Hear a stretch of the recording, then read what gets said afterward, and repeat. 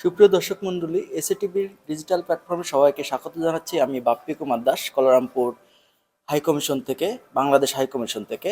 আপনারা জানেন, গতকালকে কলারামপুর হাই কমিশন বাংলাদেশিদের পাসপোর্ট দেওয়ার জন্য একটি বিজ্ঞপ্তি জারি করেছে। সেই বিজ্ঞপ্তিতে উল্লেখ করা হয়েছে 14 জানুয়ারি থেকে 20 জানুয়ারি পর্যন্ত যাদের পাসপোর্ট ইতিমধ্যে বাংলাদেশ হাই কমিশনে এসে পৌঁছাইছে তাদেরকে সকাল 9টা থেকে রাত 10টা পর্যন্ত এই পাসপোর্টগুলো এই দূতাবাসে বিতরণ করা হবে। ঠিক আজ তার প্রথম দিনে আমাদের প্রবাসীরা দূর দূরান্ত থেকে এসেছে সন্ধ্যা 7টার পরে, যারা পাসপোর্ট নিতে এসেছে। আমি আসলে এই ঘটনাটা কতটুকু সত্য বা কি বিষয় তারা আসলে পাসপোর্টগুলো পাচ্ছে কিনা আমি সেই বিষয়ে জানবো। আপনি কখন এসেছেন এবং কোথা থেকে এসেছেন, কয়টার সময় এসেছেন? আমি আইছি সকালবেলায় তো স্কেলে। স্কেলে স্কেলেতে ফিঙ্গার মিঙ্গার দিয়ে এই যে ভাই একটু সমস্যা হয়েছে পাসপোর্টে, এখন ওরা সাইন মাইন দিয়ে যে পাঠায় আছে, এবার শুনে আছে খোলা আছে কিনা। এবং রাত 10টা পর্যন্ত এই পাসপোর্ট অফিসটা খোলা থাকার কারণে বা এখানকে দূতাবাস খোলা থাকার কারণে আপনারা সুবিধা পাচ্ছেন কিনা? জি জি সুবিধা পাচ্ছে।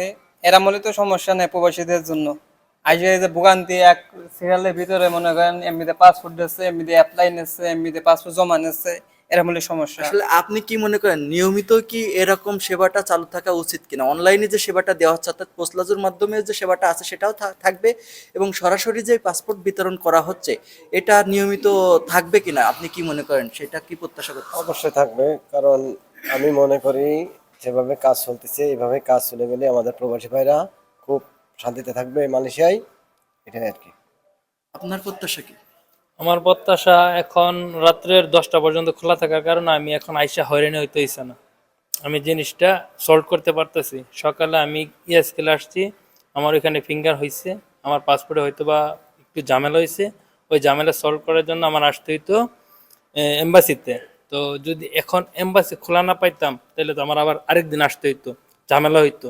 তো এখন অতএব দূতাবাসের এই চমৎকার উদ্যোগটি প্রবাসীদের জন্য দারুণ উপকৃত হচ্ছে এবং তারা প্রত্যাশা করছে এমন উদ্যোগ থাকবে তাদের সমস্যা সমাধানের জন্য। সেটা উনি বলছেন যে উনি আলাদা একটা প্রদেশ থেকে আসছে। আজকে যদি 10টা বা 6টার পরে অফিস খোলা না থাকতো তাহলে তাকে আবারও আজকে কলারামপুর থাকতে হতো, আর একদিন কাজ বন্ধ করতে হতো বা আরও 2-1 দিন ঘুরতে হতো। যদি এই সেবাটা চালু থাকে বা এই সেবার কারণে ওনারা সহ হাজার হাজার প্রবাসী বাংলাদেশিরা উপকৃত হচ্ছে। Bappi Kumar Das, SATV digital, Malaysia.